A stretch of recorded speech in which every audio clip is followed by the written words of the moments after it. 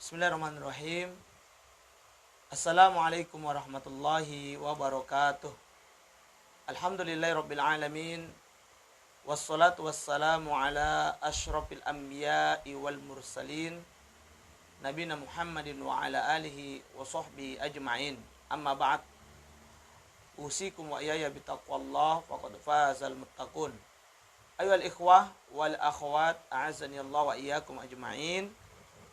Alhamdulillah, pada kesempatan pada subuh ini kembali kita berjumpa untuk melanjutkan kajian atau kuliah Tib Nabawi kita, di mana insyaallah pagi ini kita akan mulai masuk pada materi ya dari buku yang sudah kita jadikan referensi pada kesempatan kali ini, yaitu kajian praktis penyakit, buku panduan para terapis yang dilengkapi dengan resep titik bekam, titik akupuntur, sinergi herbal, dan juga saran dan pantangan. Ya. Kemarin kita sudah membahas mukadimah dari buku ini, di mana buku ini ya ditulis berdasarkan pengalaman dari tim ya, terapis Rumah Sehat Green Zone ya, yang sudah berpengalaman menerapi puluhan ribu klien ya ataupun pasien dengan latar belakang berbagai jenis penyakit ya selama kurang lebih 12 tahun ya. Jadi buku ini berdasarkan pengalaman di lapangan ya, dari puluhan ribu klien yang telah diterapi di Rumah Sehat Green Zone, yang mana buku ini kemudian disusun berdasarkan pengalaman tersebut. Baik, ikhwanul akhwat yang dimulakan oleh Allah Subhanahu wa taala, kita akan masuk pada kajian dan resep ya, kajian dan resep. Untuk pagi ini insyaallah kita akan sama-sama mengkaji tentang alergi ya, penyakit yaitu alergi. Ini adalah salah satu penyakit yang sering ataupun banyak kita jumpai ya di tengah-tengah kita saat ini. Wal akhwat ini dimuliakan oleh Allah Subhanahu wa taala, apa itu alergi? Ya, penyakit alergi ini ya sebenarnya apa? Nah, secara definisi penyakit alergi adalah kepekaan tubuh terhadap zat-zat alergen, yaitu pemicu alergi, yang reaksinya berbeda-beda bagi setiap individu, tergantung kekuatan fisik dan psikologinya. Jadi alergi ya, ini merupakan kepekaan tubuh kita terhadap pemicu alergi yang ada. Ya, misalnya makanan yang kita makan ya, ada yang orang itu alergi seafood ya, ada yang alergi debu ya, ada alergi yang lain-lain macam-macam ya. Nah, alergi pada umumnya terjadi pada organ pernafasan, pencernaan, dan kulit. Ini diantara yang banyak diserang oleh alergi, yaitu pada pernafasan. Ya, biasanya alergi debu, ya, alergi ada yang alergi bulu kucing, ya, macam-macam. Ya. Kemudian dia juga menyerang pencernaan. Ini terkait dengan makanan yang masuk. Ada yang alergi seafood, ya, alergi kepiting misalnya, alergi udang, ya, ada juga alergi ikan tongkol, ya, macam-macam. Kemudian pada kulit, nah, ini juga bisa terserang alergi. Manifestasi dari terganggunya organ yang bersangkutan bisa diamati lewat kejadian yang tidak biasanya terjadi pada seseorang seperti asma, demam, tekanan darah tinggi, diare, sembelit, kulit memerah, kepala pusing, dan lain-lain. Jadi ada efek yang ditimbulkan yang biasanya tidak terjadi, tiba-tiba terjadi, ya. Misalnya kepala pusing, ya, atau dia demam, atau dia asma, ada juga yang sakit perut, ya, timbul gatal-gatal, memerah kulit, ya. Nah, ini ataupun sembelit, ya. Nah, ini semua adalah manifestasi daripada efek yang muncul dari makanan-makanan ataupun zat-zat pemicu alergi yang mengenai kita, ya. Berbagai media yang memungkinkan tubuh terkena alergi adalah melalui makanan, ya, obat atau vaksin, bahkan obat kimia yang diinjeksikan maupun yang masuk melalui kulit dari kosmetik yang digunakan, gigitan serangga, getah beracun dari pohon. Selain itu, dapat masuk juga melalui selaput lendir hidung seperti serbuk sari dan debu. Jadi ada beberapa media yang bisa memicu alergi itu. Di antaranya adalah bisa melalui makanan, ya, ataupun obat-obatan, akan vaksin sekalipun. Makanan yang seperti saya sebutkan tadi ada berupa seafood, ya, ada juga berupa, ya, yang lain. Kemudian obat atau vaksin ini juga ada, ya, orang alergi dengan obat misalnya tidak cocok dia, ya. Nah, dengan vaksin, ada orang setelah divaksin, anak-anak kecil misalnya setelah divaksin ternyata malah demam, ya, mengalami demam tinggi, ya, bahkan bisa menyebabkan kelumpuhan atau kejang, ya, ini berarti dia alergi, ya. Kemudian ataupun zat-zat kimia yang ada pada kosmetik, ya, ini juga bisa menyebabkan alergi, ya. Gigitan serangga, getah beracun dari pohon, ini juga bisa memicu terjadinya alergi pada diri seseorang. Termasuk hal ini bisa masuk melalui selaput lendir hidung seperti serbuk sari ataupun debu. Inilah definisi daripada alergi. Jadi alergi itu adalah kondisi tubuh yang mengalami kepekaan terhadap apa yang bisa memicu, ya, zat-zat alergen, pemicu alergi.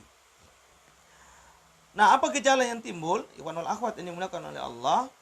Gejala dari alergi ini yang bisa kita lihat adalah secara umum yang menandainya adalah alergi, ya, yang menandai adanya alergi yaitu diantaranya tenggorokan terasa gatal. Biasanya dimulai dengan tenggorokan yang gatal atau nyeri perut. Ini yang kami alami beberapa hari yang lalu, ya, tepatnya 2 hari yang lalu, ya, di mana kami mengalami nyeri perut yang luar biasa pasca makan kepiting, ya. Wallahu alam apakah karena kepiting yang kurang matang ataupun hal lain, namun saya mengalami alergi setelah memakan 1 ekor kepiting waktu itu, ya. Jadi saya nyeri perut, ya, kemudian akhirnya setelah itu gatal-gatal di area leher dan tangan dan hampir seluruh badan, ya, dan memerah. Nah, ini berarti alergi, ya, alergi. Nah, ikhwanul akhwat ini dilakukan oleh Allah. Tanda lain yaitu diare. Ini juga saya alami. Jadi nyeri perut, gatal-gatal, kemudian diare. Mual dan muntah. Ini diantara gejala umum yang bisa kita lihat, ya, daripada manakala seseorang itu terkena alergi. Dia bisa sakit tenggorokan, dia bisa nyeri perut, ya, bisa juga diare, mual, ya, bahkan muntah. Yang lain kulit memerah, rasa gatal di mulut, mata, tenggorokan, kulit atau bagian tubuh lainnya. Ada yang bahkan seperti terkena ulat bulu, ya, atau disebut dengan biduran, ya, kalau orang Jawa bilang biduran, ya. Nah, ini antara efek yang ditimbulkan oleh alergi. Di badan kita, kulit kita itu memerah, terus bintul-bintul, ya, seperti kena ulat bulu. Bahkan terkadang ada yang sampai dengan sesak nafas, bengkak, dan kesulitan menelan. Ini kalau yang tingkatnya mungkin parah ya, itu sudah ya sampai kepada sesak nafas, bengkak ya, bahkan kesulitan menelan. Ini diantara gejala-gejala yang timbul manakala seseorang mengalami alergi. Nah, jika terjadi alergi seperti disebutkan tadi, maka apa solusinya? Ya. Kita mulai dulu dari saran yang bisa kita berikan kepada penderita alergi ini. Ya. Saran yang harus diperhatikan, yang pertama, penting untuk menjaga kondisi daya tahan tubuh dengan mengkonsumsi makanan yang dapat mendukung daya tahan. Ini yang pertama. Jadi saran agar kita tidak mudah terserang alergi ya, yaitu menjaga kondisi tubuh ya, kondisi daya tahan tubuh kita dengan apa? Melalui konsumsi makanan yang dapat mendukung daya tahan tubuh ya, jadi yang meningkatkan imun ya, misalnya kita konsumsi makanan-makanan yang bisa meningkatkan imunitas tubuh kita ya. Yang kedua, bagi penderita alergi yang sensitif, agar berikhtiar semaksimal mungkin menghindari faktor pemicunya atau ya zat alergennya. Nah, ini hendaknya kita hindari. Ya. Kalau memang kita terlalu sensitif tubuh kita dengan zat-zat alergen ini, maka hindari dulu. Ya.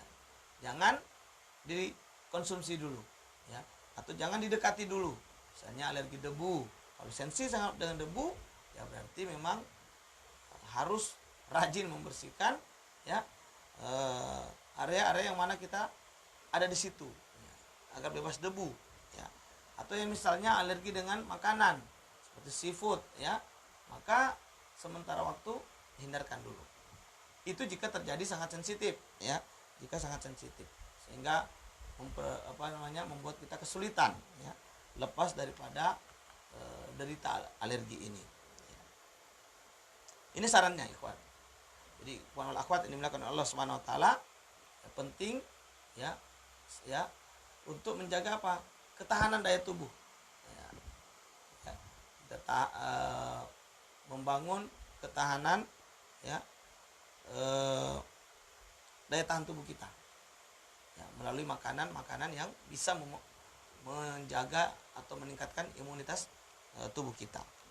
Kemudian yang kedua, ya, kita hindari dulu kalau memang itu sangat sensitif bagi kita, sementara kita hindari dulu ya agar tidak lagi terjadi alergi.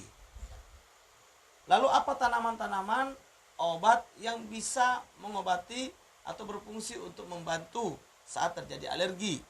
Ya.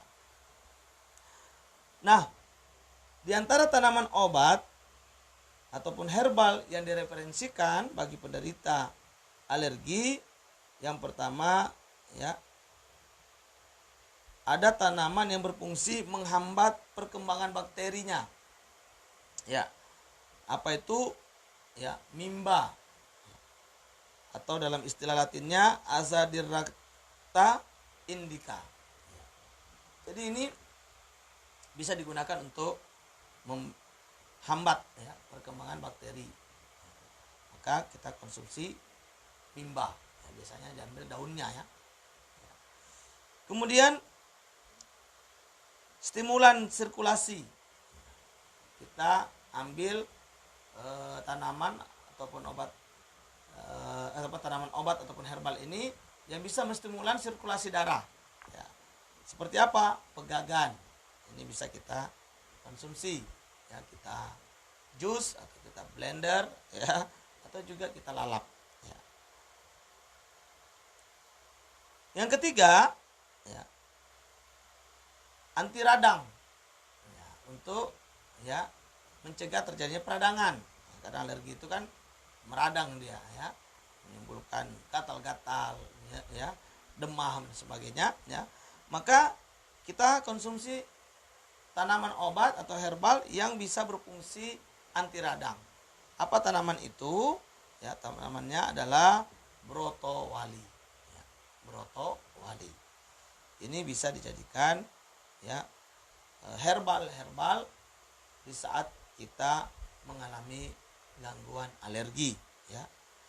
Jadi kita padukan tiga ini, yaitu mimba, pegaga, dan brotowali, di mana mimba berfungsi sebagai penghambat perkembangan bakteri, kemudian pegagan sebagai stimulan sirkulasi darah ya, dan yang ketiga brotowali sebagai anti radang.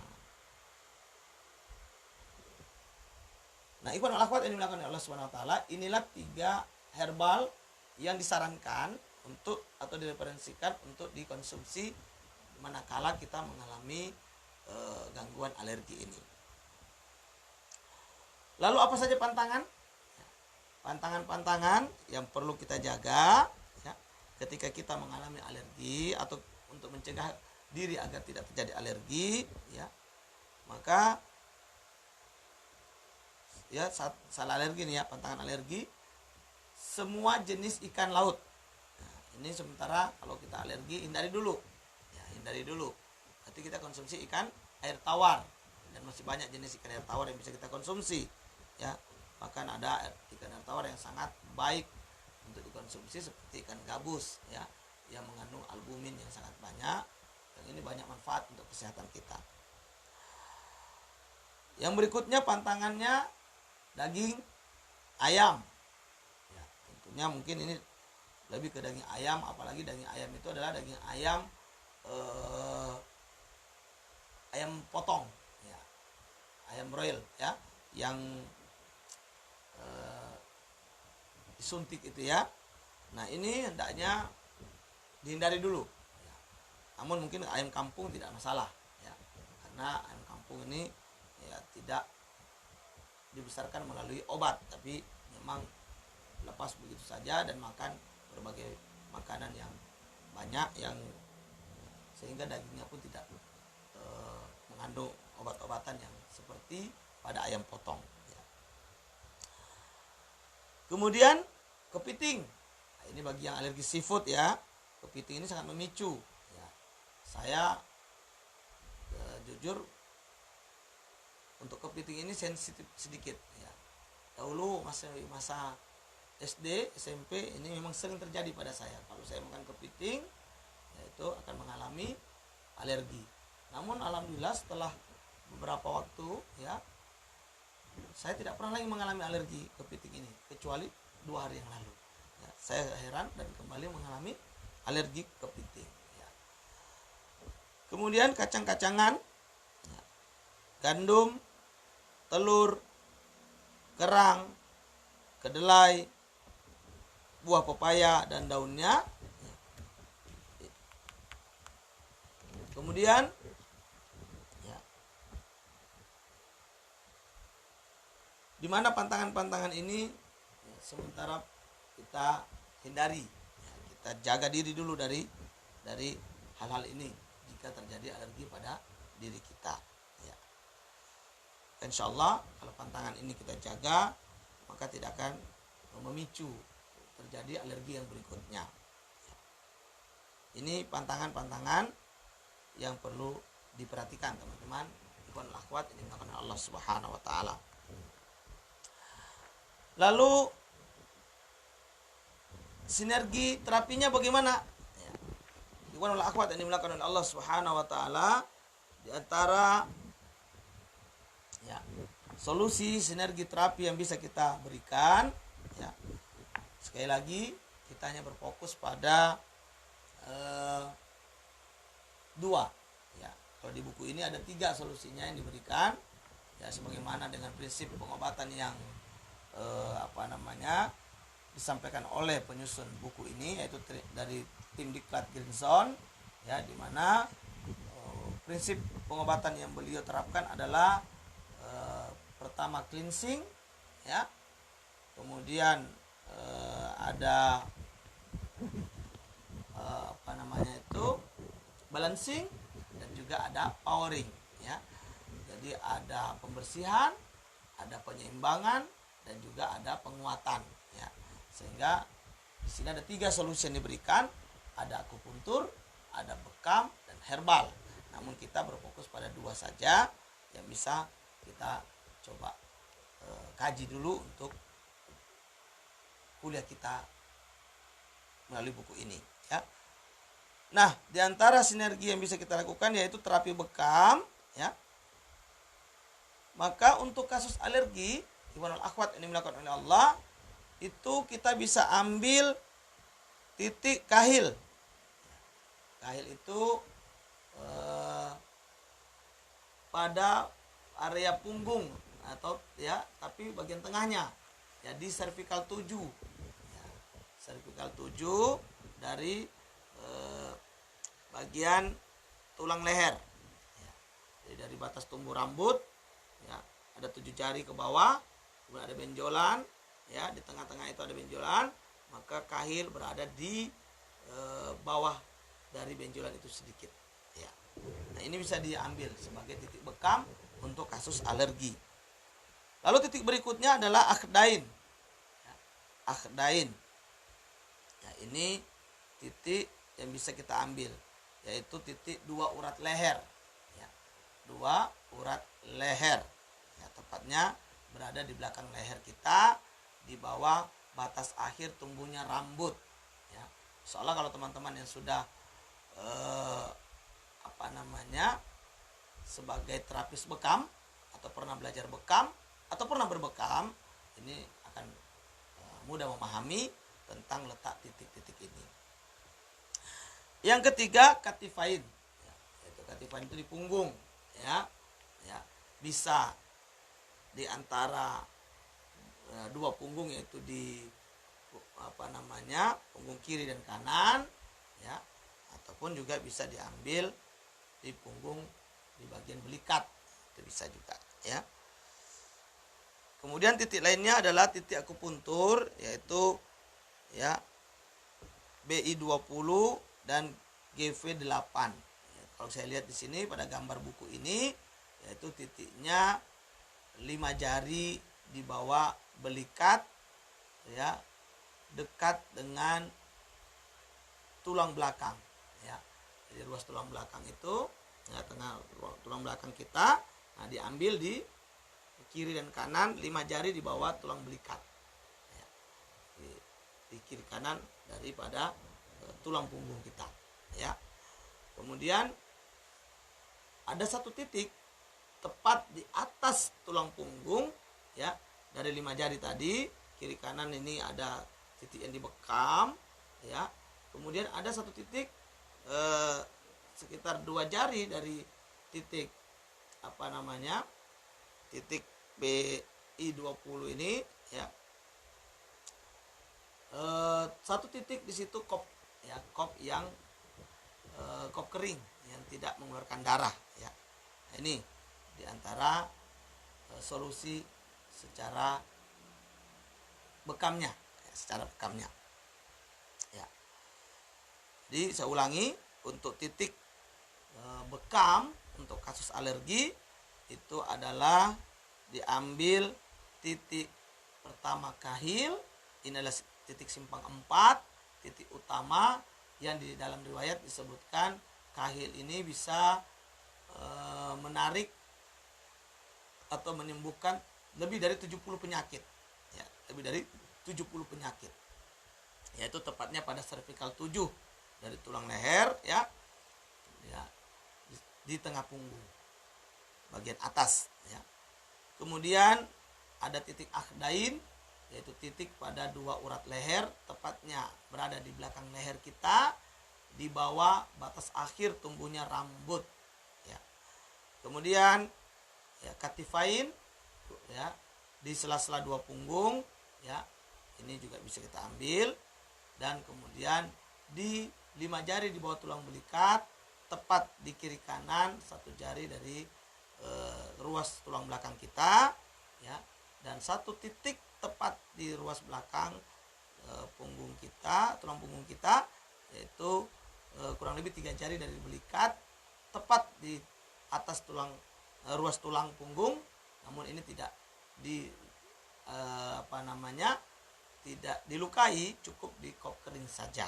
Nah, adapun kahil, katifain, akhdain, dan 2 titik di samping ruas tulang belakang kita, 5 jari di bawah belikat itu, itulah yang kemudian dilakukan bekam basah ya, atau ya bekam ya, sebenarnya bekam ya itu sudah bekam basah ya, bekam dengan perlukaan ya, invasif ya. Nah, ini terapi bekam bagi kasus alergi. Adapun untuk produknya ya, produk herbalnya ya, sebagaimana yang sudah kita sebutkan tadi di awal ya, bahwa yang bisa digunakan untuk penyakit alergi ini ada 3 yang bisa kita ambil. Adalah yang pertama mimba ya. Mimba ini fungsinya tadi menghambat perkembangan bakterinya ya, agar tidak menjalar kemana-mana, agar tidak semakin parah, maka perlu dihambat perkembangan bakteri yang ada saat alergi terjadi. Maka dengan mimba ini insya Allah bisa mencegah perkembangan bakteri. Yang kedua, perlu sirkulasi darah yang lancar ya, agar kemudian tubuh kita tetap bisa stabil, cepat ya, memperbaiki kondisi yang ada. Maka darah harus dibuat tetap lancar sirkulasinya. Ini bisa diambil herbal untuk melancarkan sirkulasi darah. Ini adalah pegagan ya, pegagan. Yang berikutnya, yang ketiga adalah herbal yang berfungsi untuk ya anti radangnya ya, anti radang. Kita tahu saat alergi, teman-teman semuanya, ikhwanul akhwat yang dimuliakan Allah, ketika alergi tubuh kita ini meradang ya. Ya, ada yang demam ya, ada yang timbul kemerah-merahan ya, gatal-gatal ya, bintul dan sebagainya. Maka ini semua bisa dikurangi efek radang yang terjadi saat alergi ini dengan apa? Yaitu brotowali ya. Kita konsumsi brotowali. Jadi ambillah 3 herbal ini di saat Anda alergi, yaitu mimba, pegagan, dan brotowali. Ikhwanul akhwat yang dimuliakan oleh Allah Subhanahu wa taala, inilah solusi daripada kasus atau penyakit alergi yang menimpa ya. Jadi kita sudah bahas secara definisi, kemudian gejala yang timbul, juga saran-saran yang bisa diambil ya di saat kita ingin mencegah ataupun di saat sudah terjadi alergi ya. Kemudian tanaman obatnya juga kita sudah sebutkan, termasuk pantangannya ya. Mudah-mudahan ada manfaat dari apa yang kita kaji pada pagi yang berbahagia ini ya. Insyaallah kita batasi setiap hari dengan satu jenis penyakit ya, agar ini mudah dipahami dan juga mudah untuk diamalkan ya. Sekali lagi teman-teman yang dimuliakan Allah Subhanahu wa taala, pagi ini kita telah mengkaji jenis penyakit yang pertama yang ada pada buku ini, yaitu alergi, di mana ya alergi ini adalah kondisi kepekaan tubuh terhadap zat-zat alergen, penyebab atau pemicu alergi baik dari makanan maupun obat-obatan ya, ataupun kosmetik yang kita pakai. Mudah-mudahan ada manfaatnya ya, dan insya Allah kita akan lanjutkan lagi pada pertemuan berikutnya ya, dengan penyakit yang lainnya. Demikian dari saya, kurang lebihnya saya mohon maaf yang sebesar-besarnya ya. Hadanallahu wa iyyakum ajmain. Subhanakallahumma wa bihamdik, asyhadu an la ilaha illa anta, astaghfiruka wa atubu ilaik. Billahi taufiq wal hidayah. Wassalamualaikum warahmatullahi wabarakatuh.